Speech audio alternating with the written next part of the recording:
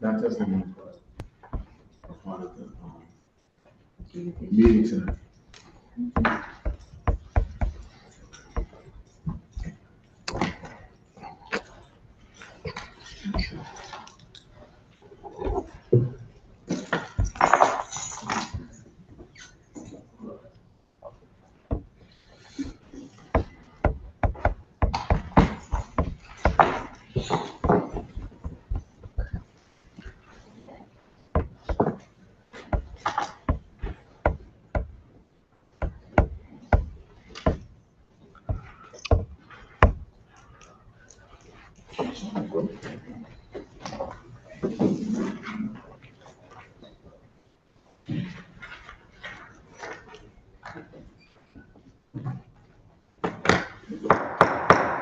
Board of Alder notice, the Public Safety Committee will meet in person on Monday, March 31st, 2025 at 6 p.m. located 165 Church Street, second floor Board of Alder Chambers, New Haven, Connecticut, to hear from a Project Longevity representative about their programming efforts of reducing gun violence and the community outreach.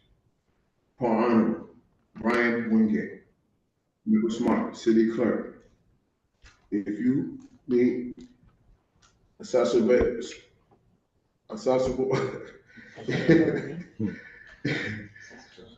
if you need accessibility related accommodations, please contact 203-946-7651 or 203-946-8582 in accordance with the City of New Haven COVID-19 policy.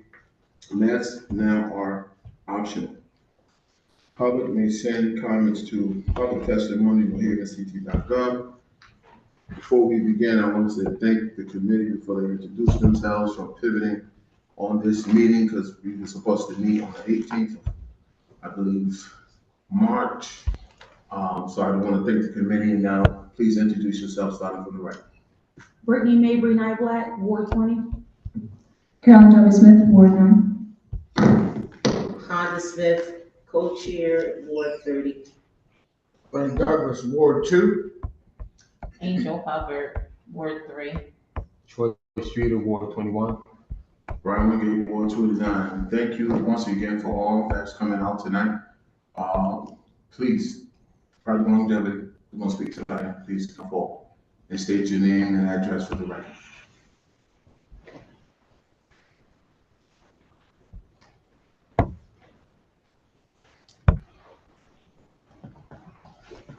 How you doing, Chief? Good.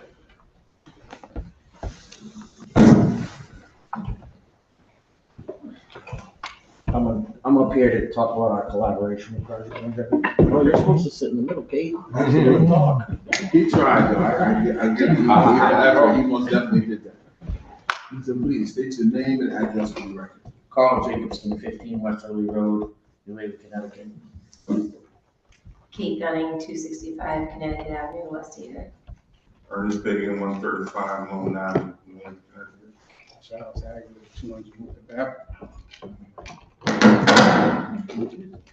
Hello? Charles Agnew, 200 Woodruff Avenue, New Haven, Connecticut.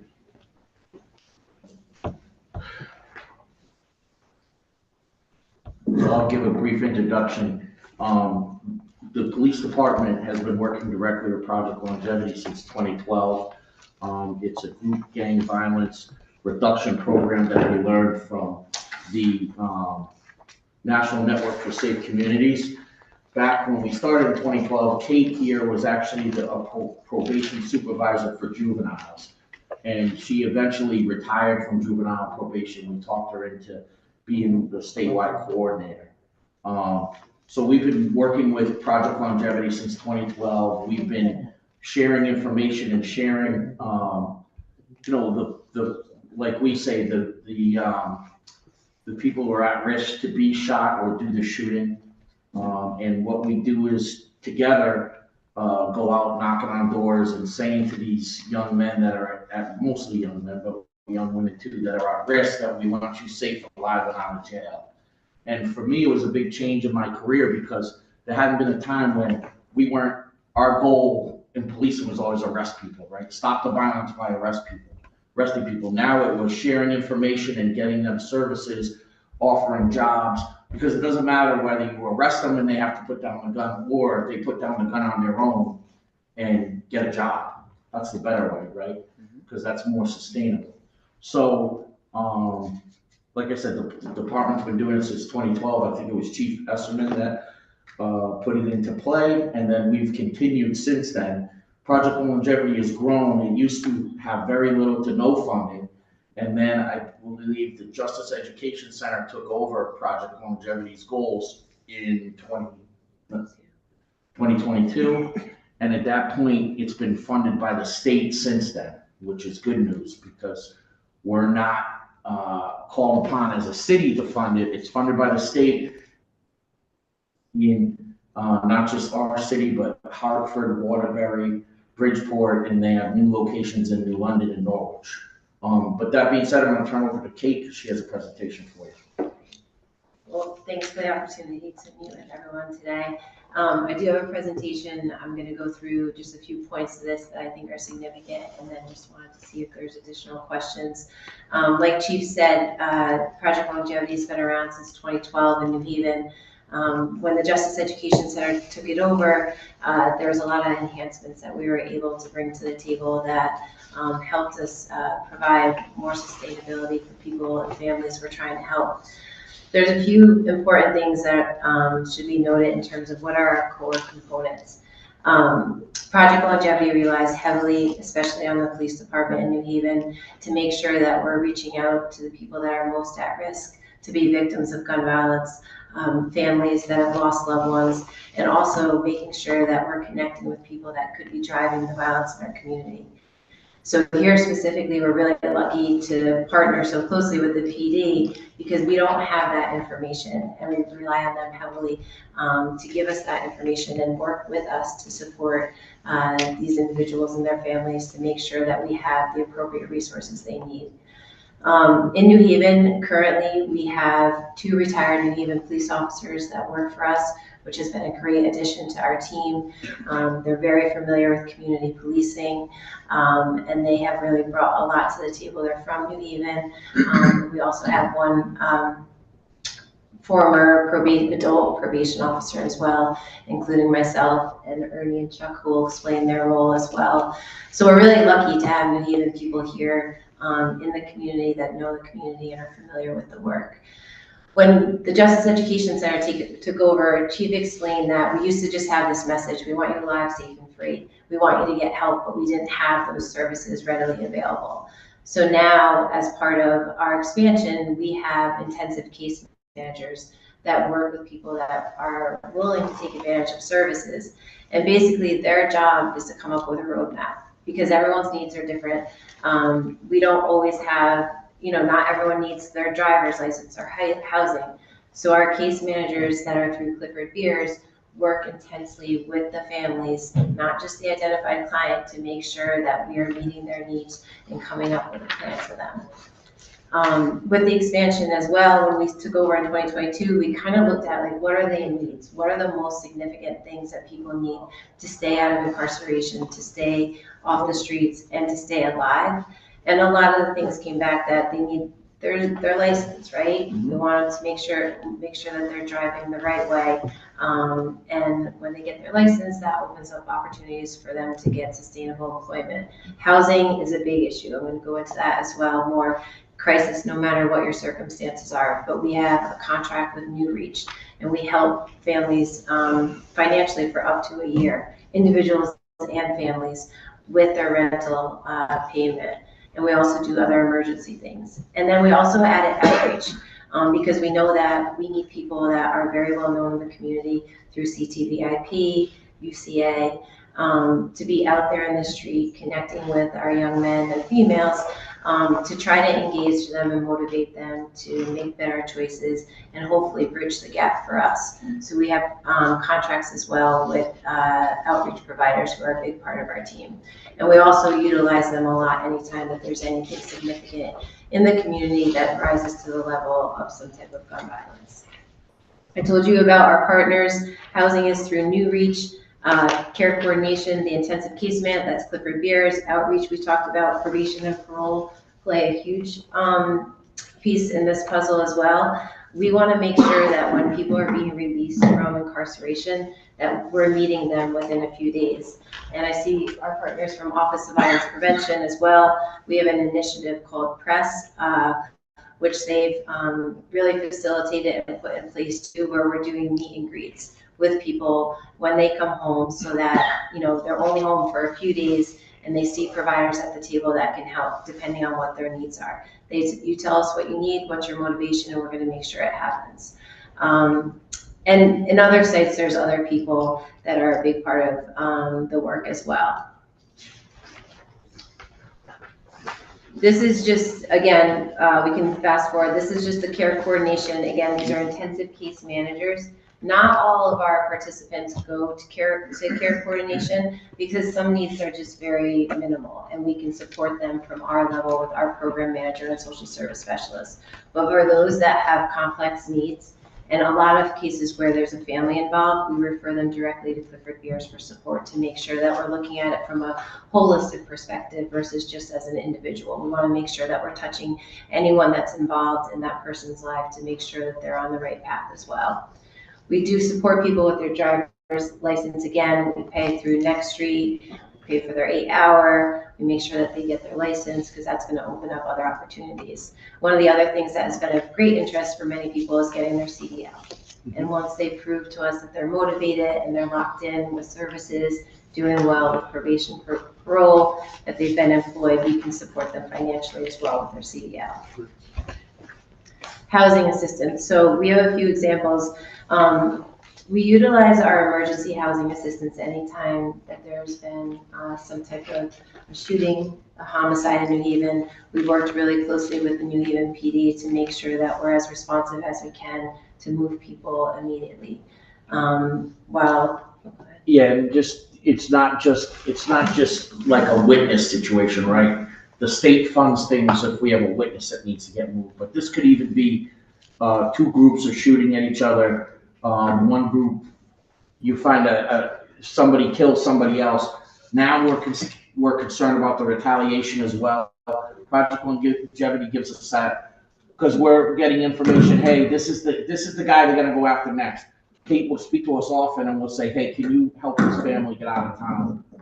And she mentioned it, but this is all being worked on together with Eliza and Terz's team and the Office of Violence Prevention and the Community Resilience team, and I see them back there. But the coordination it starts with the police department on the intelligence level, but then say it's youth, Yard will be involved, CTVIP, and it's kind of like we're trying to touch all the bases to make sure that the violence ends, or it doesn't continue, or it doesn't flare up in the first place, right?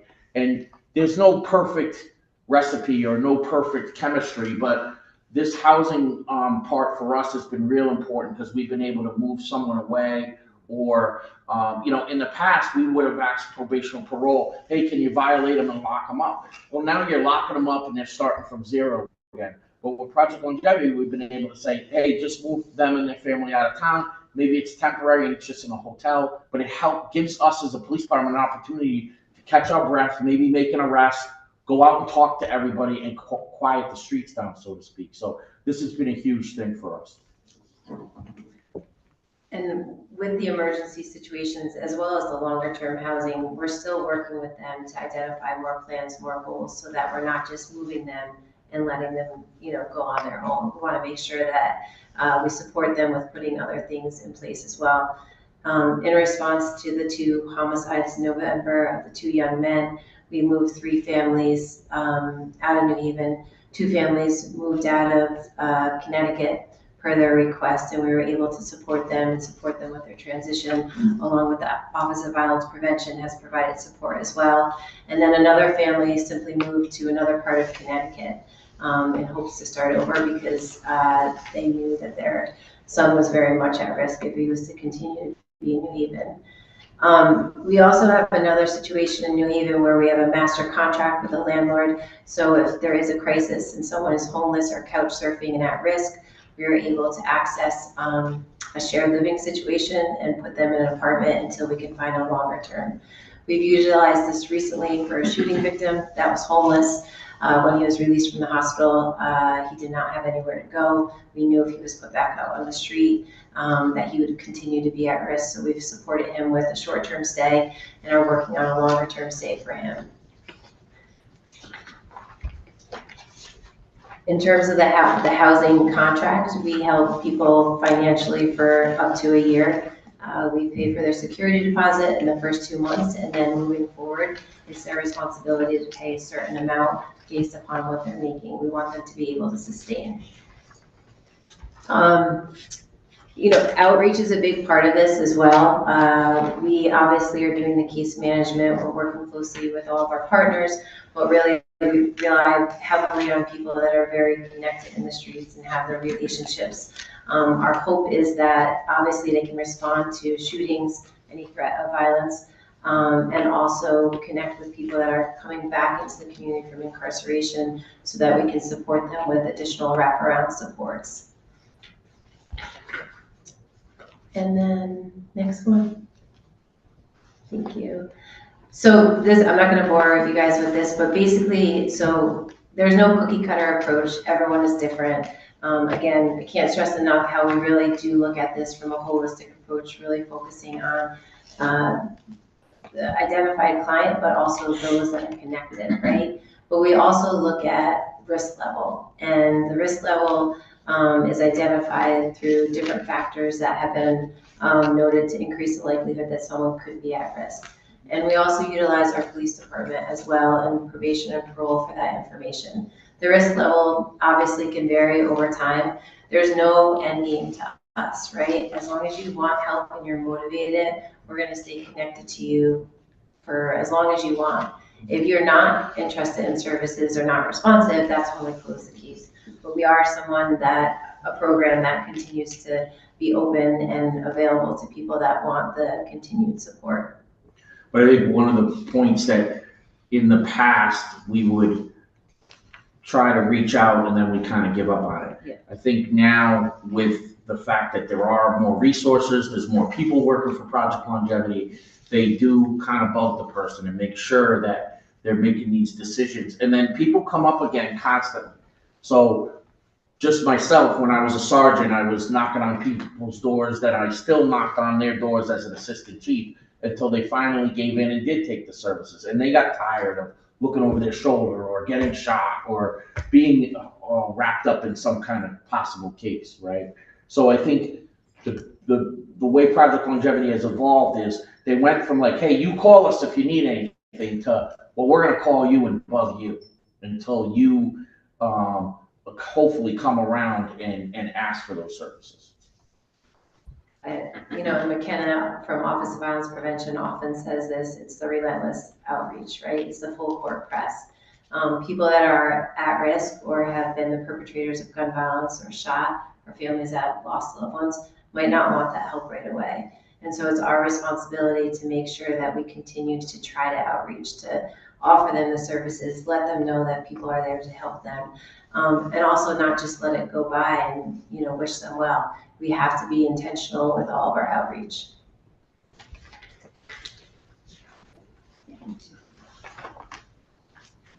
Not good so far? Not good? Not good? Yeah. Are you supposed to? I'm gonna wrap. Okay. Yeah, so services, right? What do we offer besides the things that we mentioned?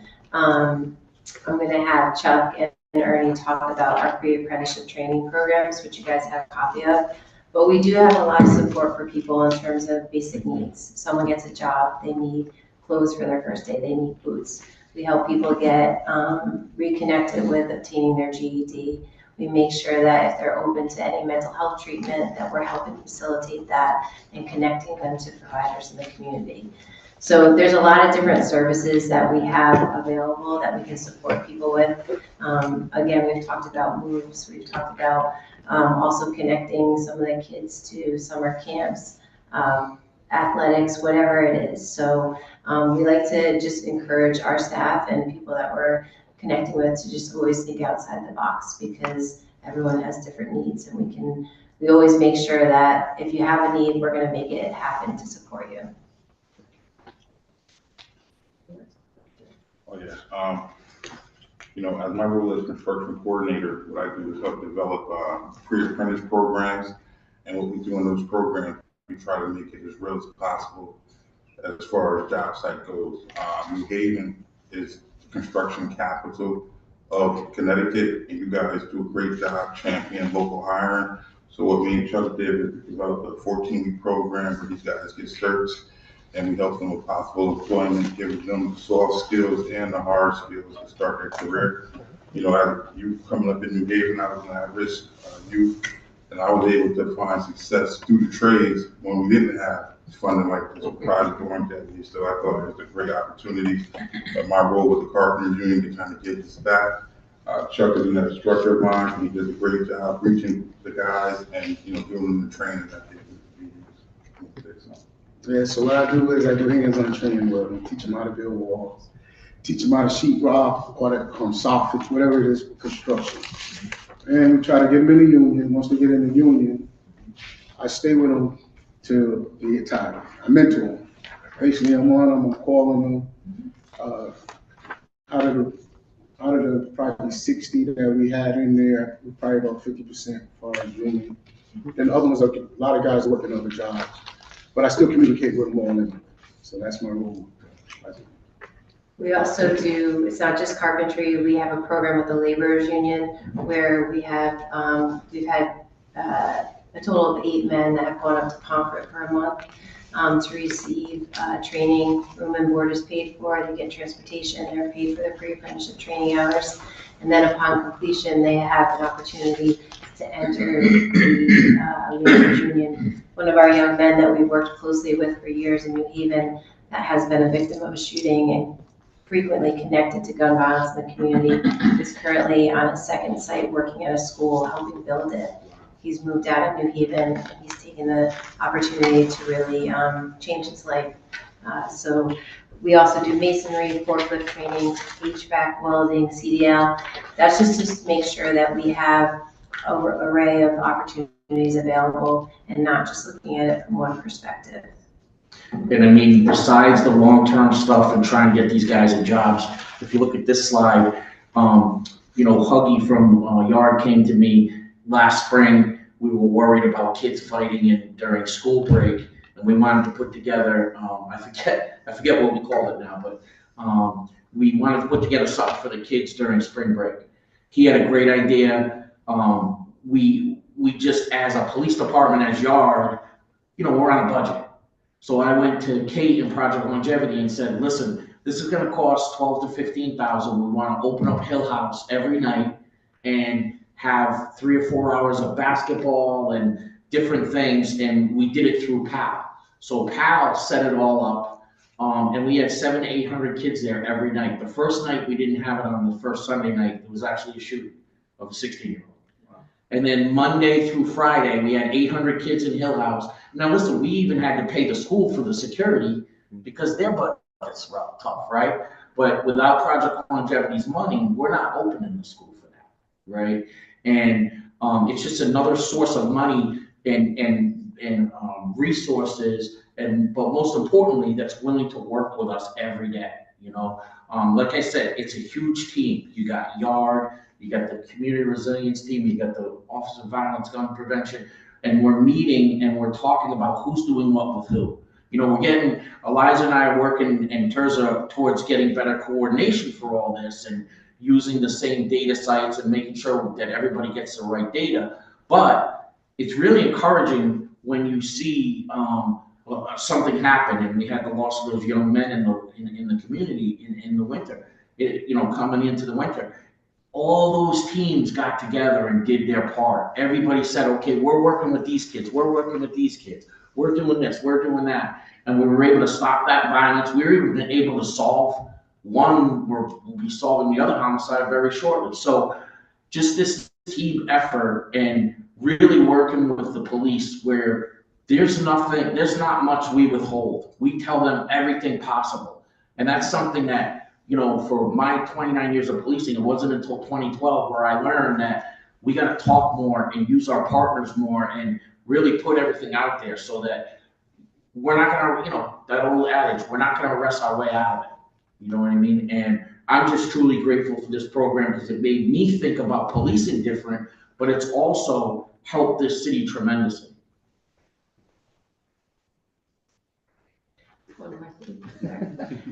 Real quick, so I just want to, we have weekly team meetings with our providers. So just so that you understand, like we're constantly talking about what's going on, new referrals, who can support a family best. So we have every Tuesday a 10 o'clock meeting.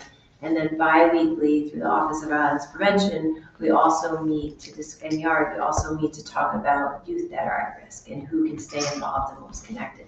So in close, I would just say, you know, I'm across the state doing this. Obviously, this is where my heart is because I've always been here. But New Haven is very fortunate to have so many providers and a coordinated system. We don't have that in every city, but here we definitely have a lot of different people that can take a lead in certain areas and others that can fill the gaps. So we're very fortunate to have such a team that's looking at this, you know, ways to reduce gun violence and support families that have lost loved ones as well. Thank you. Thank you for your presentation. At this time, I want to open it up to questions. I want to give it to my Vice Chair, Alderman Honda Smith. Thank you all. You all are absolutely doing such a great job. But the biggest question that comes up, and it comes up with everybody in the city of New Haven, and we all know we're talking about the Kia boys. We know their ages ranges as young as, I had a 7-year-old, 7, that driving inside of these cars. What are the plans? And I understand the bureaucracy through the court system. You know, when you get these kids, they don't, you know, they're too young, they let them out to their parents. But is there any other type of service or mechanism that you guys can come up with of helping them stay off the streets? Yeah, that's a good question. It's difficult because we don't see a lot of mandated stuff come out of juvenile court, where if it's an adult, they could be mandated for therapy or mandated for substance abuse or whatever. That's where we've tried to, well, Project Longevity up until 2022 didn't touch juveniles. It was 18 and over, group or gang violence. They really didn't even look at anybody outside of the group. But what we went to them and said, we need more. We need you to help us with juveniles and everything else. And I think that's where that after school thing spawned from. Like, let's provide more opportunities or things to do for the kids after school. We've kind of thought about different programs. Like we were talking about getting on board someone that does car repair, teaching some of the Kia boys to repair cars. Somebody, actually, the Sherry who runs Justice Education, is like, oh, let's teach them how to drive. And I'm like, no, we're not going to do that. But we're trying to think outside the box. We're trying to look at doing car repair, doing things that more catered towards younger kids.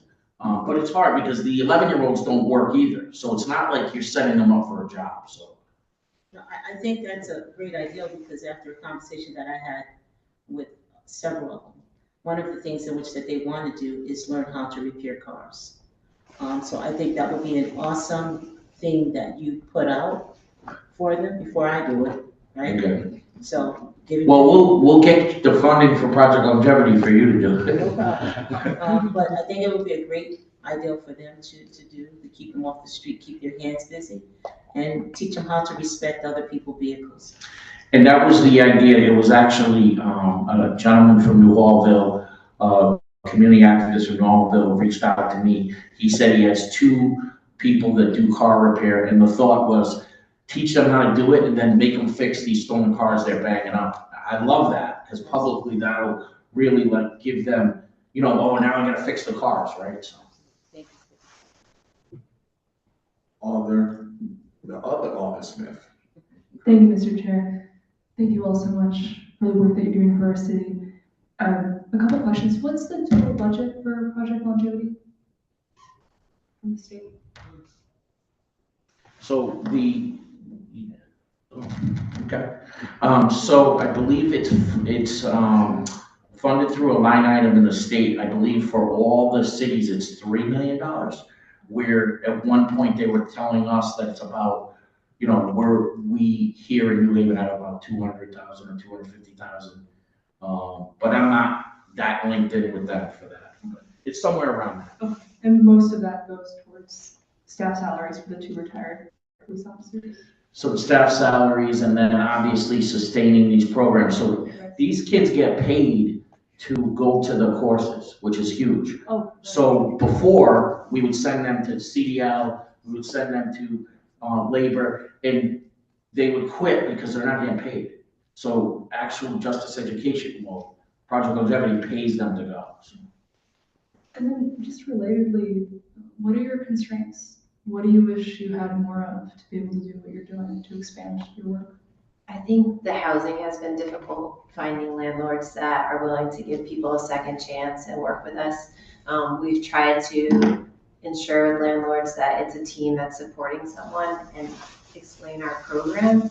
But I think finding landlords that want to take this on is difficult. And also, quite frankly, it's very expensive. Some of the rental fees, it's hard. We can support people, but we don't want to put them in a situation where they're going to fail again, right? And some of it's astronomical, like how much people are asking. So that's been really challenging to find affordable apartments as well. And I think we would love to see more of the people that we approach say, yes, I want help. It's hard. The percentage of people taking the help, just like how we deal with the homeless and the substance abuse population, nobody wants to help it. It's not until they're ready do they take it and then really do it. But we're seeing more. Now that Project Longevity offers more, we're seeing more people take it. Thank you, Alden. I'm gonna go on this side and then come back to. Thank you, Mr. Chair. Thank you. Thank you, Mr. Chair. Just want to make a note. That data, as far as the budget, does the chair, Alden Smith, I think we can get that. Yeah.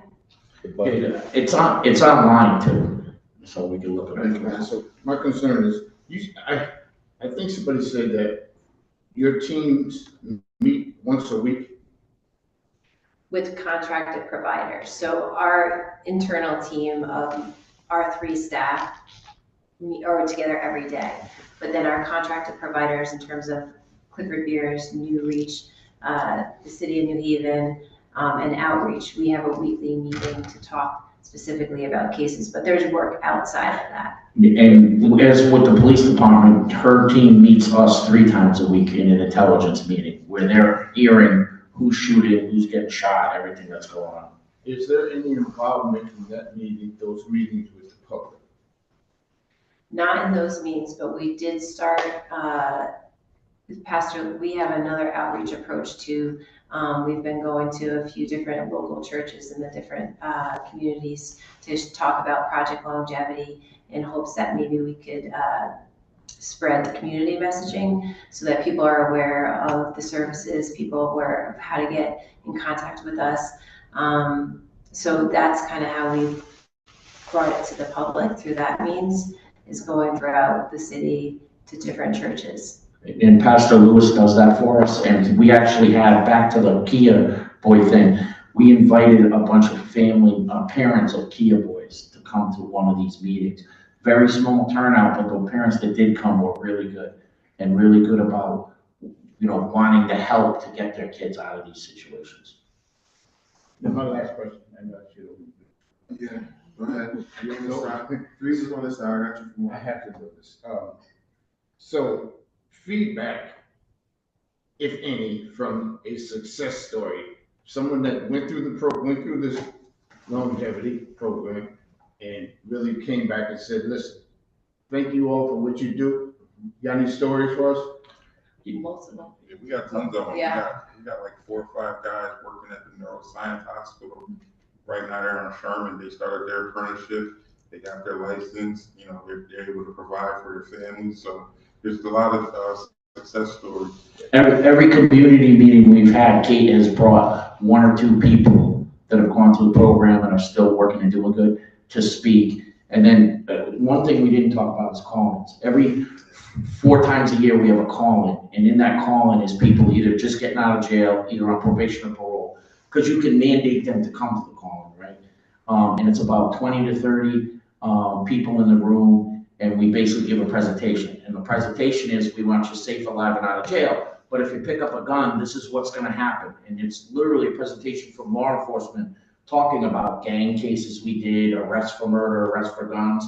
But the bigger message, and after that's done, they meet with service providers, they meet with Kate and her team, and they talk about, hey, you know, call us, and this is what we can do for you. And those call-ins are awesome, and they're open to the public. So next time we have one, we will make sure we get an invitation to you guys. But in that call-in too, we have a voice of pain. So we have a mother who talks about losing a child to gun violence, and we have a voice of redemption, who's the guys that came out, you know, with a better life. Just in the spirit of time and what we're doing, I'll give Alder one last questions on this side, because we do have another group that is going to present more to us on this particular topic tonight. So I just want to be mindful of the time. Thank you, Mr. Chair. Well, I really appreciate it. there she was. All right, so one quick question. First, I want to thank you all for all your hard work. My question is, you mentioned that you move families out of state and out of the city. My question is, what type of follow-on supports are you giving these families? I can assume that some of the kids probably don't want to move, and their parents like, let's go. You know, so what type of services? Are you partnering with other states? Are you partnering with other cities to make sure that they're getting the services that they need when they do move? And it's not like, we're gonna move you guys out of New Haven, and in a couple of years, your kid is back in New Haven, and it's, so what type of follow-on support services are you guys offering? One of the families that we kept in Connecticut, we were actually fortunate enough to have a Project Longevity team in that city. So that was a easier transition. The out-of-state is somewhat new for us. We haven't always had the opportunity to do it. And we had one win, I would say, and one that didn't work out so great because the family has decided to come back here. And there was nothing that we could do or say. We thought just this fresh start would be the best thing for them, but unfortunately, you know, the mom couldn't control the kids and they chose to come back here. So the other family, where there was a success, you know, they were connected to providers in their community. Not every state has a similar framework as Project Longevity. We do have a network that we work with to try to identify the states where there is a similar team, but this one state where one of the families went to didn't have that, so we just connected her to some of the community providers out there. She continues to stay in touch. All 3 kids are in school, thriving. We did have to support her with a hotel on a short-term basis, and then we were able to support her with a security deposit. And, you know, she sends pictures of kids' first day of school, her new apartment. So that is a big part of it, and we're working on it to make sure that we do the best that we can, because we certainly want them to have those supports in place when they go there. In those cases in November, it was an emergency move, so we couldn't put everything in place, but the families did stay connected to the best that they could or wanted to, and the one where it's working out, she stayed locked in with us and wanted, you know, to make it work for her kids. And we have used other sites throughout the country, because John Jay College that set us up here with group violence intervention model also has sites throughout the country. And one that I remember that was successful is we swapped people with Jacksonville, Florida. So someone from New Haven went to Jacksonville, Florida. Someone from Jacksonville, Florida came up here. Project Longevity up here kind of looked over them, and they don't call it Project Longevity, but it's the same, you know, type of theory of helping people and getting them jobs. They were checked on by them. That's the only one I can remember, but we need to do more of that because that worked out. We also had one other family where the house was shot at 3 times throughout the summer, and we had to put them in a hotel, And within 2 days of them coming back, it was shot at again. The bullet barely missed the head of, I think he was a 12-year-old. We, supporting with the city and the PD, we were able to keep them in a hotel for a significant period of time. They've since moved to the Valley, stayed connected to providers out here. So sometimes it's just a slight move out of the area, and they can continue those relationships that they've already established with providers, because it's really important, especially Yale Child Today was working with the family. So I just want everyone to understand too, we work closely with victims and people whose houses have been shot at. There's a threat of violence, to make sure that we move them as quickly as we can if they want that. Thank you. I have one more, Alder Herbert, Ward 3. Can I go microphone change? Oh, sure. Yes, thank you. So I have a few questions, but I'm gonna just limit it to one, and then I'll just stay in contact with you guys. So I noticed that you mentioned Clifford Beers. What's the difference between their wait list and yours? We have priority access for Project Longevity clients. So there's a case manager through Clifford Beers that specifically works for Project Longevity. So there's no wait list for us in terms of accessing that case manager. And do grief counseling comes with that? Yes, we do make sure that they get connected to the appropriate resource for that. Okay. And we also work closely through the collaboration with the city through the Victim Support Network. I attend the bi-weekly meetings as well that they host as well with the city, Clifford Beers, the hospital, and that's also to make sure that we're putting those services such as grief counseling in place as quick as we can as well. Thank you, so nice. I also know that we are talking about just preventively just gun violence. And I know we're saying that at risk. Is this just for men? Is this for women? Because I know a lot of the programs we've been discussing is directed towards the men, like the carpentry and everything. So I haven't Females really are- been about the Yeah, women. this is for men and women. Yep, we've had some females go through the carpentry. Excuse me. All right, don't worry. I know. Take the mic. Go ahead. No, No. we've had all of our programs are available to females as well. Coincidentally, I'm going to York on Wednesday because we're going to do a presentation on Project Longevity to make sure that these women coming home to any of our sites know how to get in touch with us. When I was there a few weeks ago, many of the women expressed an interest in welding, which is something that we're doing up in Norwich. So we want to make sure that the women understand that these services are available, these pre-apprenticeship training opportunities are available, and we want more women to be connected to us. And one last question, I promise. You mentioned your program offers like GED. Is that the only type of schooling, or is there any college courses, or are you guys connected with any schools outside of just the GED? We've worked with Gateway closely. We in other sites we have participants that we've helped support with getting into college. So we help them pursue whatever educational goals that they have. Just like the typical Alder, give them the answer, take them out. I got No, I just, all the just want to say thank you. Okay. All right. So I just want to say thank you for your presentation. Thank you for all the hard work that you've been doing, connecting. I've been around for a little while. In 2012, I was the Alder that sit before you to bring on Project Longevity with the chief. So just to see this come through the way it is now is phenomenal.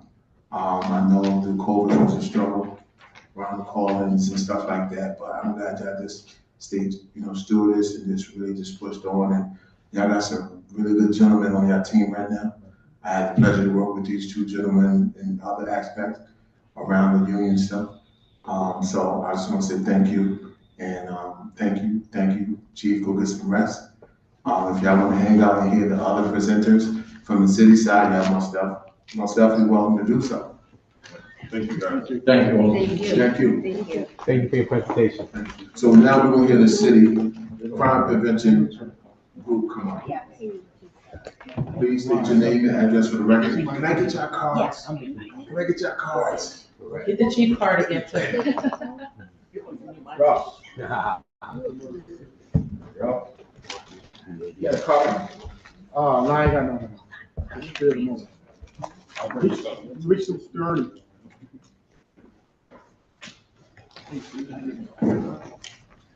Every other owner has now speed dial, so. Call me. I don't have that. He answers too. I do, right? So is this your whole team? Because I see some others that's hanging around in the back. They more than welcome to come to the table. I think they should come to the table, right? So they can feel inclusive to this party that we having around crime prevention. Good evening, alders. Please state your name and address for the record. Tiersa Kemp and 747 Mix Avenue. McKenna Booker, 25 Sanford Place, Bridgeport, Connecticut. Eliza Halsey, 129 Thank you. Floor is yours. Okay, before we get started, I'm just gonna hand out a couple of presentations that we have prepped for you all today. Give me all. Okay.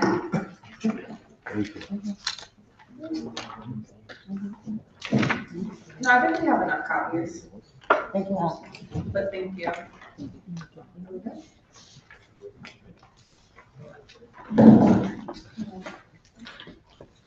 And thank you. I have to say this before you start. This is honestly was a pivot on Friday.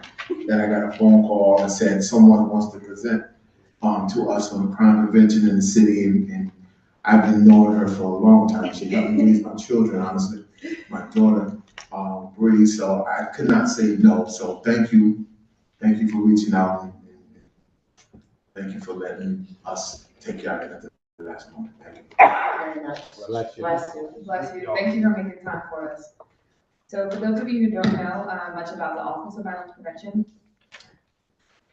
I'll be giving you guys just a high-level overview about who we are and what we do and the implications of federal funding cuts. And my name is McKenna Booker, and I'm the coordinator for the Office of Violence Prevention.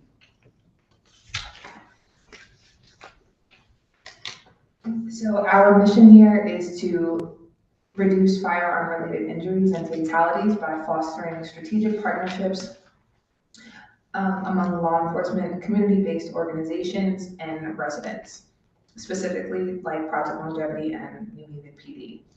The Office of Violence Prevention recognizes community engagement and data-driven strategies to address the root causes of violence and promote healing within the community. Our office strives to create a safer and resilient New Haven by addressing the complex factors contributing to community violence. In 2023, the Board of Alders approved a $2 million grant through the Bureau of Justice Assistance for the Office of Violence Prevention to work collaboratively with community partners to move the PRESS initiative forward. PRESS, which stands for the Pathway for Reintegration, Engagement, Strategy, and Support, mobilizes our office's mission on prioritizing community engagement and collaboration, a lot of which you heard Project Longevity touch on earlier. This includes data-driven methods for tracking and improving upon participant outcomes. And our question at OVP is always, how are they better off? So part of our work under the Office of Violence Prevention and the work of PRESS really is bucketed into these 5 categories. And I'm gonna quickly go through them and then give you examples of some of the work we're already doing. Thank you very much. So first is strategic planning. So working with all of the partners throughout our city and strategically plan how we address gun violence from different lanes. So we think about the young people who are at risk, while those who are already involved in gun and gang involvement, and thinking about the different strategies, as Project Longevity mentioned, of how we address it. There is no one-size-fits-all approach to how we address gun violence, especially when we're thinking about it from a holistic approach to working with families, because that's the lens that we bring. It's not just a child, it's not just a father or the mother, it's the entire family, which includes the aunt, the uncle, the cousin, and everybody else connected to that family. So gun violence problem analysis is something that we've been working on. Do you have something there? Did you get it? Okay. Sorry. So we're gonna present you all, we're gonna be holding listening sessions. The first listening session we want is with all of the alders, where we're gonna present you with our new gun violence problem analysis to begin to really look at the citywide data on gun violence. Community listening sessions, we're doing them with the alders. We're going to each management team, and then we're also gonna be hosting these community listening sessions in each, preferably more likely 6 different neighborhoods. Focus groups as well with those who are 18 to 24. That's an age bracket that somehow seems to get lost in this work sometimes, and making sure that we're looking out for those kids. So we're definitely going to be doing focus groups. And then we also have a violence prevention community advisory board. There's a few alders who have attended our community advisory boards. I know you guys asked earlier, but that's where we do invite community members to our violence board. So everything that we do, whether it's the gun violence problem analysis, we push through the board. So again, there are community members as part of that advisory board. Data analysis, and so we're really looking at the data. Listen, the work is great when you have heart and you have passion, but if you don't show the numbers and you don't have the data to show how is our community better off, right? It's useless at the end of the day. And so we're really ramping up our data analysis. We have 27 trainings that are lined up in partnership with UNH. One of them is the relentless outreach that Kate had mentioned, where we're going to be training all of our violence prevention partners in understanding, especially the case managers who are on the ground, what it means to do relentless outreach. And that's not just a phone call. That's just not a case management 1 hour, but that's going to meet people where they're at, going above and beyond. If you got to wake them up to go to school, that's relentless outreach. And so we're really going to be intentionally training folks on what that looks like. The other piece is statewide coordination. And so we're working with both offices in Hartford and Bridgeport. They also have a violence prevention attached to their municipality. So we're going to be working on how do we strategize and align our efforts from a statewide perspective. Program coordination, that's the press that McKenna just mentioned, that Kate just mentioned. We have violence reduction working groups. So as part of our community advisory board, we have 4 different violence reduction working groups. It's funding, programming, community, and data. And those are our working groups.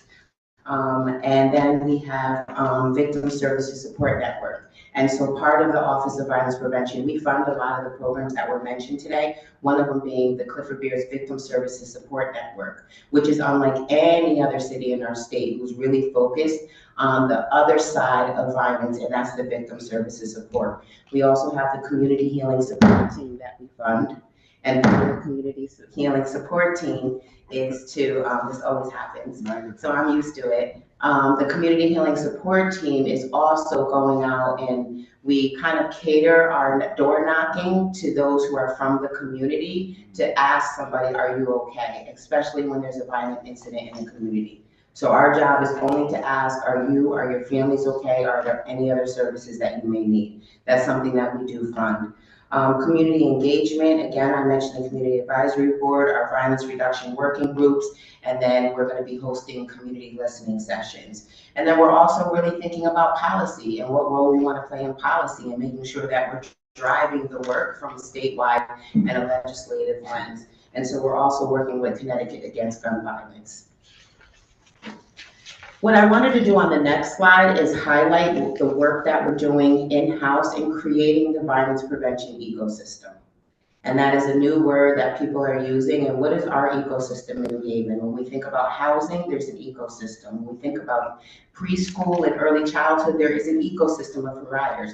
Who are our providers when we think about gun violence prevention? So if you look at this, this is a very rough draft, But the way we're bucketing our ecosystem, the providers, is primary, secondary, and tertiary. Most of our programs and most of our work falls into the secondary and tertiary. And if you notice, when we're thinking about the secondary, which is very selective prevention, it's almost like prior to the house being on fire, you see all of these organizations who do something to touch this secondary. It could be mediation, it could be mentoring, it could be reentry, workforce development, as somebody's coming home from incarceration.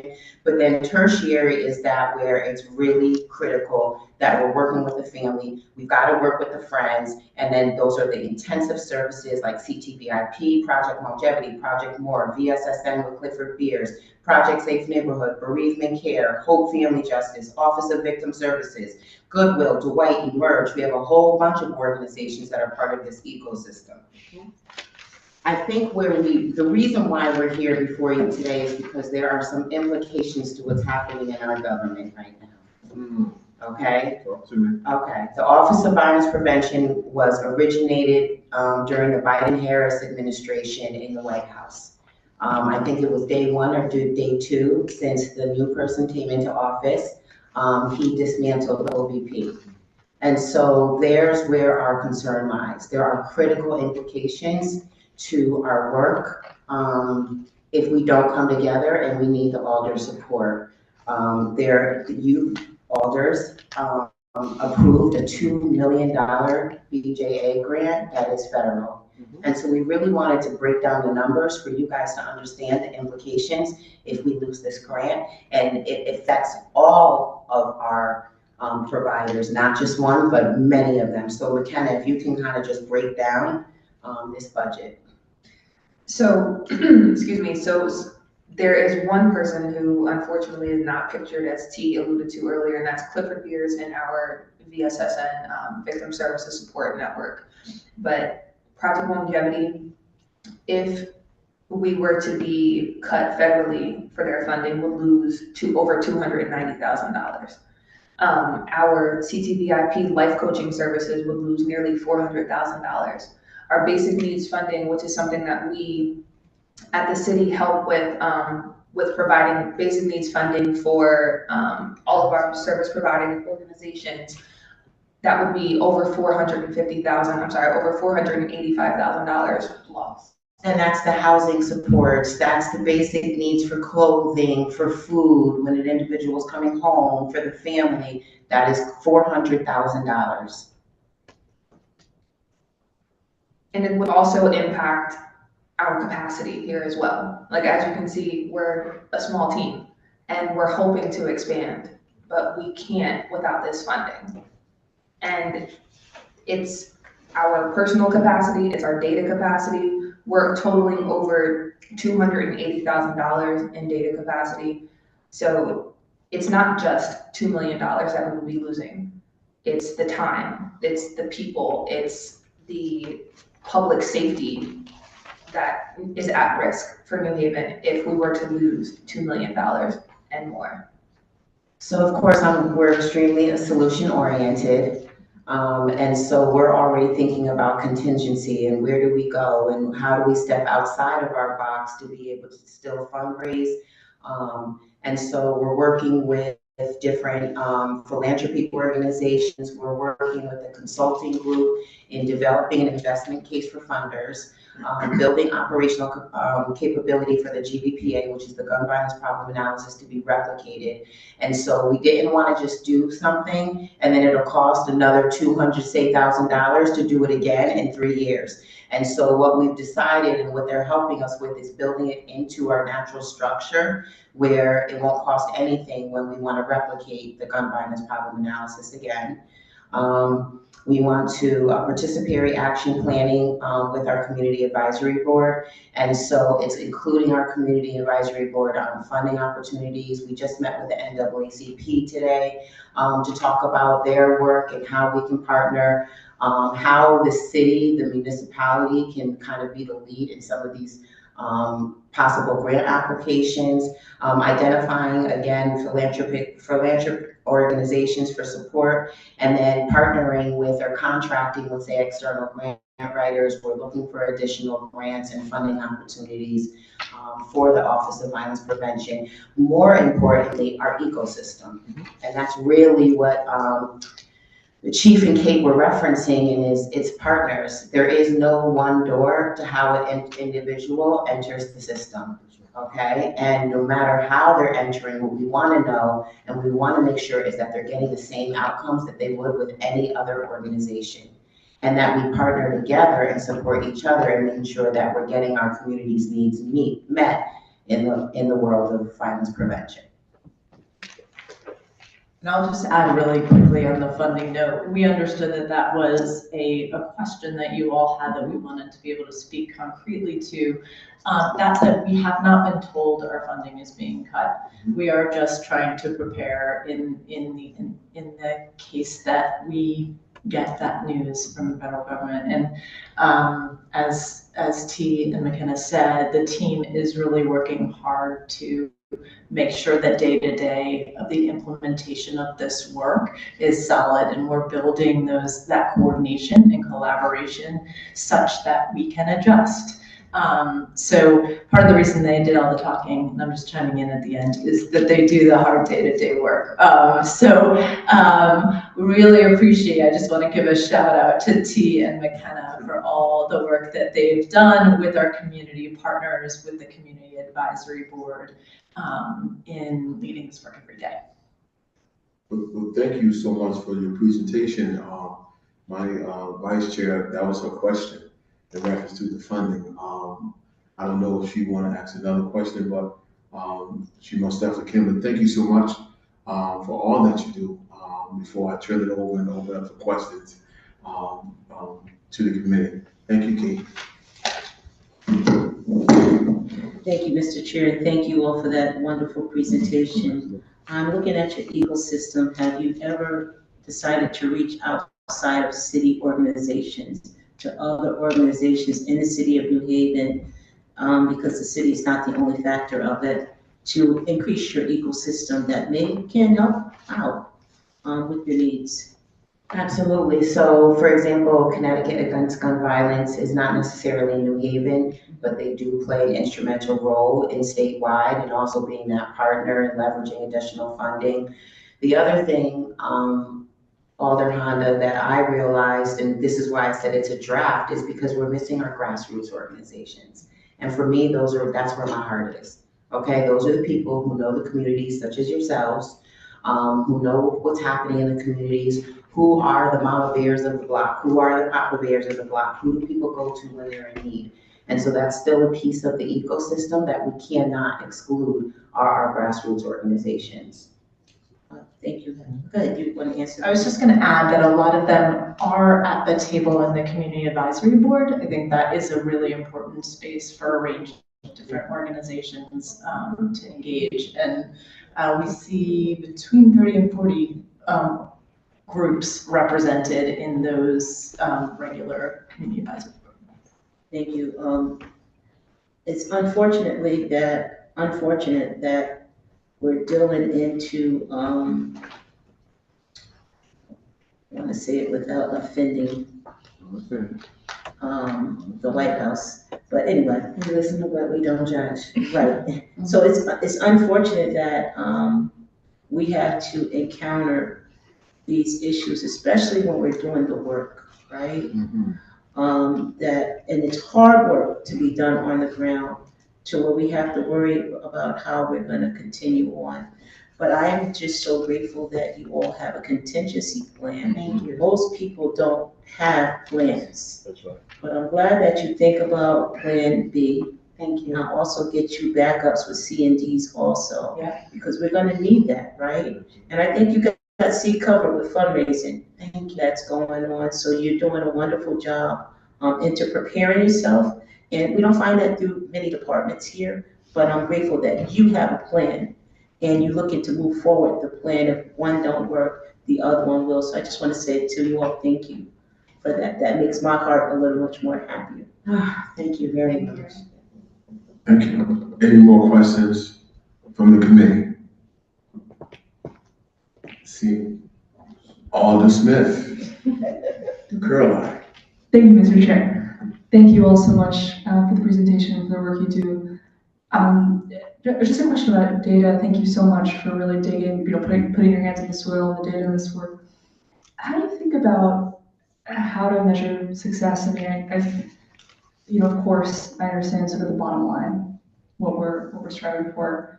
Curious any of your expertise on, in addition to leading metrics, like trailing metrics, like what do you hope to measure, and how do we think about measurement in this tricky emotional space? You're the Dow guy. No. Go ahead. It's a constant work in progress. There's never going to be a one size fits all or a blanketed answer, because it's not simple math, it's not simple science. We're dealing with real human lives every single day. There will always be CompStat data, there will always be numbers, but the qualitative data is what we're after, and the how we're better off is always going to be something that is almost immeasurable, right? Because things change every day, especially when it comes to things like basic needs being held up, because that matters. The social determinants of health, that matters. Just your everyday basic needs for living. We're working hand in hand daily with our case managers, with our credible messengers, with our street outreach workers, and with Apricot 360, as you've seen in the presentation, through our case notes, through our goal setting, through our individual service plans. That's something that we work with our price monitored participants with as regularly as often. And what we're hoping to further with our relentless outreach training is to further those outcomes, and so that they can be safe, alive, and out of jail, as Chief alluded to earlier. Does that answer your question? Of course. Yeah, and Lisa, Can I just add really quickly, in addition to everything McKenna said, I think there are a couple key things that we're looking at on top, right? So our, a lot of what Press is working with is returning citizens. Are they finding housing? Are they employed? And are they having their health needs met? And then, above all, we're looking at recidivism. We want to make sure that folks are supported effectively when they come home, so that they can stay home. So just in terms of specific data, in addition to everything McKenna said, those are sort of the high levels that we're paying close attention to. And I just want to add, it's also the data of our partners, right? And showing and highlighting the work of our partners in our ecosystem. And so for me, it's being able to take this look and say, okay, when we were working in a fragmented way, we weren't able to capture the real robust results versus working in a coordinated way. And so no matter who does the work, how we capture the data will show the coordinated work that we're doing. And then when we think about reentry and employment, is how are they getting better jobs? Are they getting increases? Are they having a better, is their living, do they have a better way of living?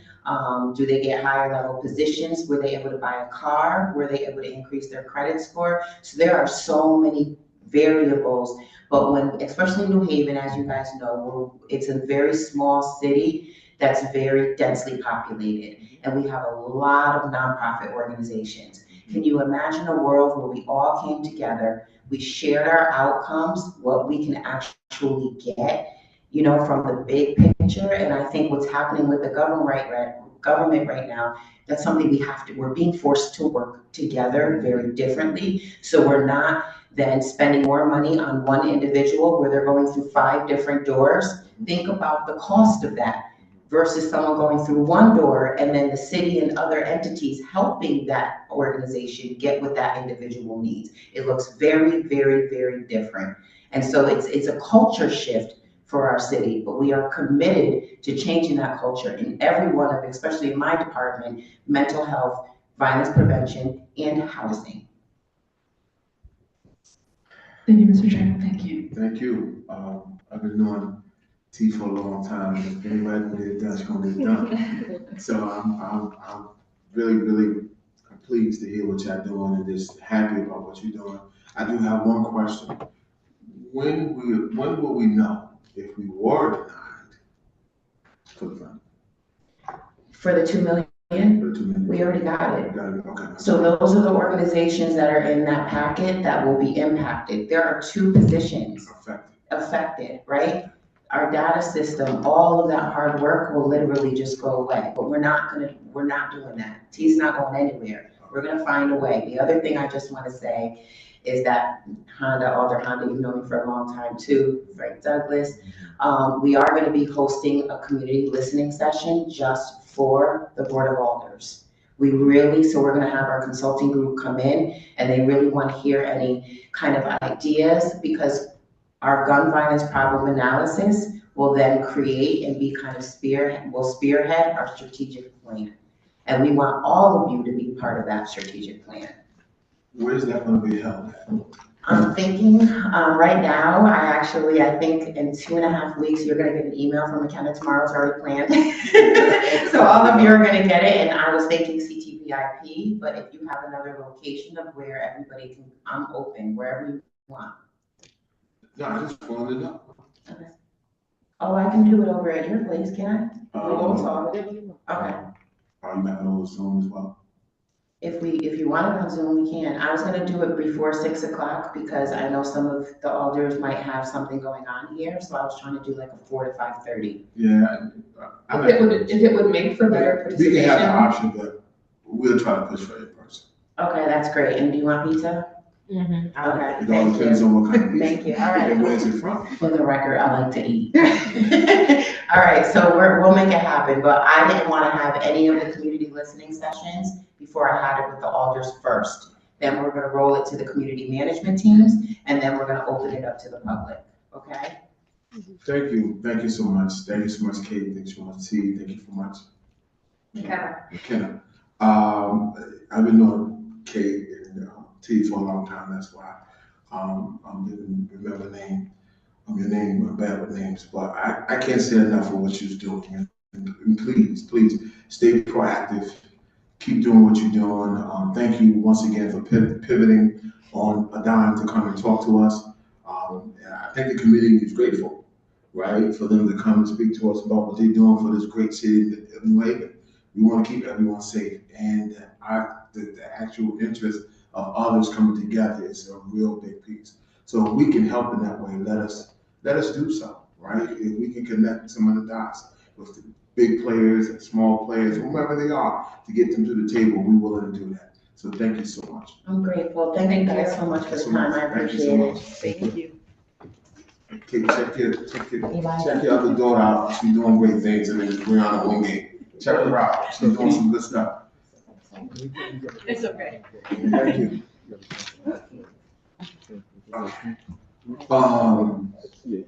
So we have one more. I have a surprise through Alder Caitlin that we're gonna have another group come up and share some information with us. So we're gonna ask the group in the back, right, to come up. Yeah, we got another group. This is public safety. This is what we do. I want to apologize, my No. printer ran out of. No. You gotta state your name, address for the record before we begin this whole process.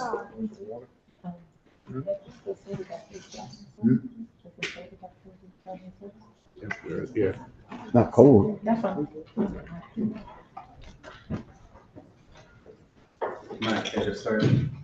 You gotta say your name and address for the record.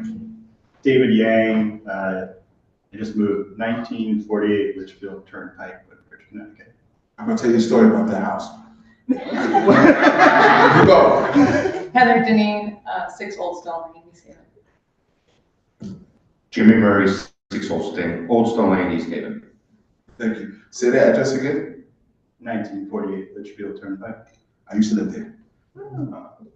I gotta give Alder Smith some kudos because she wanted to have this presented to us. And I said, why not? And let them present. Awesome. So first I wanted to apologize. My printer ran out of ink this morning. So there's only. Okay. Thank you.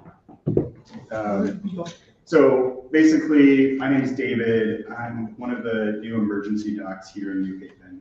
I trained here as a resident, so I've actually been here for 6 years, but it's my first time in an attending role. And most of my time is spent with the ambulances and the fire departments.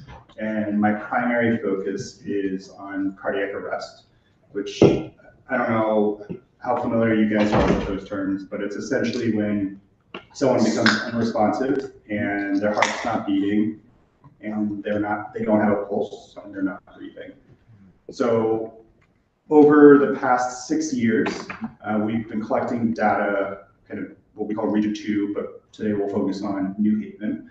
And what I really wanted to talk to you guys about today is something called CPR, which I know you clearly know that, you saw the mannequin, but it's basically when you do chest compressions on a person when they have a cardiac arrest.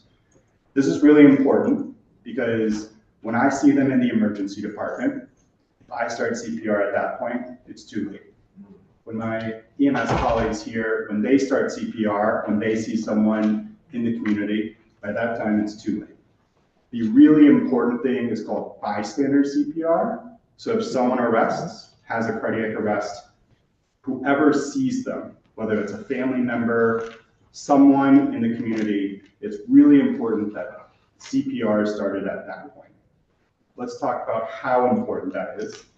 The first line at the very top. So if someone does CPR, a community member does CPR, it at least doubles the potential of this person surviving that cardiac arrest. That's really important because what I'm saying here is that my role when they get to the emergency department, like that means they don't have that chance, right? That doubling of their survival. And if you look at table 1, so that's just a table that's comparing New Haven, the city, to the rest of the United States. And to be blunt, we're not doing so great, okay? So bystander CPR, we're at less than 10%. And in the United States, we're at 40%, right? So that's 25%. We can all do the math. Survival-wise, last year, a little over 40 people who had a cardiac arrest outside the hospital walked out of the hospital. And our our city survival rate is less than 5%, where the national average is 10 to 12%. It's not actually 8 to 10%, I apologize. Over the past few years, prior to me joining as part of the emergency department, we focused on teaching all of the EMS clinicians, the EMTs and the paramedics, how to do better as a team to resuscitate people. Following that, which was in 2021, in 2022 through 2024, we've really focused on community outreach. Heather right over here, her primary role in the Center for EMS is to go out and teach people. We've mostly focused over that time on whoever's interested. We have this free resource. We can go whenever you guys need it and wherever you guys want it. But the important thing, what we're talking about here today, is New Haven. So this map at the very bottom, I apologize that I didn't have a color printer, really right over here, where it's the light colors, that means that less than 10% of people in this area are getting bystander CPR. And if you look to, I know counties don't really exist here, but if you look at the rest of this area, all the lighter colors, right, that's all the city of New Haven. The rest of these regions and the outer line areas are doing a little bit better, range between 10% to 50%, but we're really, really struggling here in New Haven. So when we got this data, probably like 2 months ago, that's when we really started looking at it from a geographical perspective. We were like, we really need to be intentional about basically reaching the communities here. We obviously have not been able to do that, and we wanted to basically work with, and hopefully work with the alders and trying to reach the community members that we're not getting access to. That's about it. Any questions? Before I open it up for questions, thank you for your presentation. Go ahead. I just want to thank you, Mr. Chair, for just allowing these three to speak. One of the reasons that,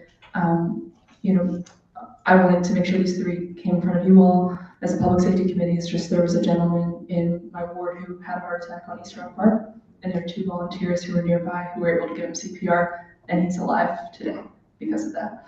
And so just wanted to thank you, Mr. Chair, and just thank you all for just taking a little bit more time this evening to hear these three. Thank you. I do, Vice Chair, go ahead. I have a question though. Thank you. My question is, can you explain to them about the Good Samaritan rules?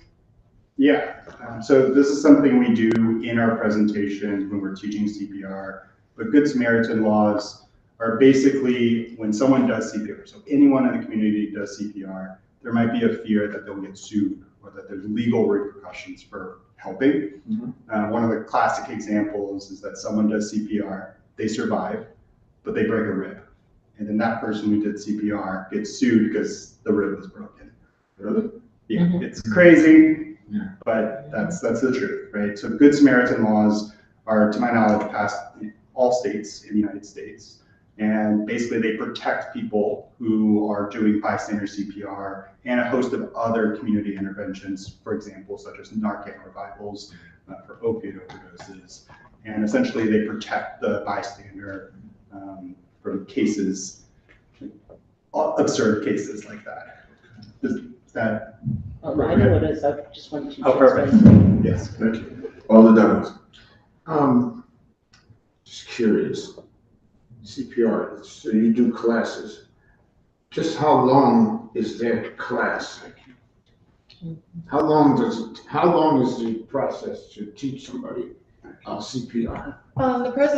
The presentation itself is already established, so we go through a PowerPoint presentation, and then we elaborate more on it, and we break into groups to allow people to partake with the hands-on portion, because realistically, that's the most important part, is to make sure everyone's hand placement and posture is good, and they understand the depth that you really need to do for the compressions to have it be, to have it work out in the street. Typically, I run about 20, 25 people per class, and it takes about an hour and a half to 2 hours on average. Also depends on the age range of the group themselves. We've had bigger groups as well, and I've had smaller groups, so we just gear it towards who's interested in taking it. Okay. And just to add to that, last year we started doing non-English speaking CPR classes. Those do take a little bit longer if we have to use a translator. If we find a native speaker, then they usually take about 2 hours. But really, I think the focus is however long people have is how long we use to teach. Right? If we only have 30 minutes, we have 30 minutes. We'll get rid of most of the slides and we'll just focus on the hands-on portion. If people are walking by and we're at a carnival or something like that, maybe it's just a couple of minutes. It's all about equipping people with the tools. So there is a plan for Men's Health Awareness Month, which is in June, and we're putting together a plan to have a walk on the day before Father's Day. If y'all would love to come and just present to make people aware that you're here and you can provide this information and the training, we'd be glad to have it. We'd love to be there. All right. We'll organize that through the chair and staff to get the information at proper timing and get you the more, the in-depth information that you need and where you need to be and stuff like that. Okay? Thank you, Mr. Chair. Alder, thank you. Ward 3. Thank you, Mr. Chair. During your class, I know you said it depends on the age range. Do you give out like certificates? I'm sorry, what was the last part? Do you give out certificates upon completion of the class? So this, you can get a completion certificate, but it's not a certificate for a license for the CPR. So you wouldn't have to renew it every 2 years, and the certificate or the training itself is at no cost for it. She just wants a certificate.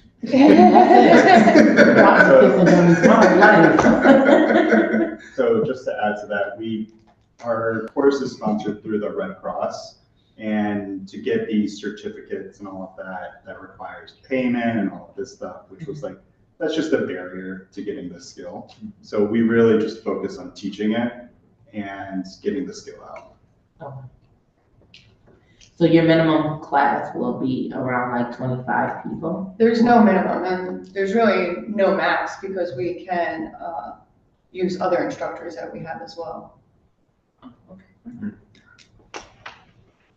So, I do know, being on the Smith, Caroline, we talked about potentially having her come present to the full body of alders at some point and try to organize that and see who's interested in learning TPR.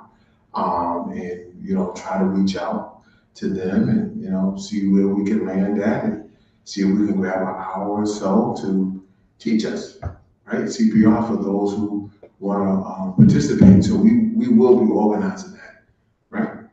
Sounds great. Yes, Mr. Chair. Sounds great. You have more? Thank you. No, thank you. Thank you for hanging around. Thank you for, Thank you. being so patient. I greatly appreciate it. Well, thank you. Thank you for kind of the last minute add-on as well. I really appreciate it. No, this is a wonderful public safety team. Just like I said, I was a public safety chair in 2012 as well. When the Project Longevity came about, just to see that come to fruition as it is now, and doing things in 2025 with potential restraints or whatever it looks like. This public safety team is committed to doing what's right for public safety, and I know they care about public safety. So wherever we go, I don't care where we at, Florida, I don't care where we are, Tampa, I don't care wherever we are, we're talking about public safety. So thank you for coming last minute as well. Thank you, guys.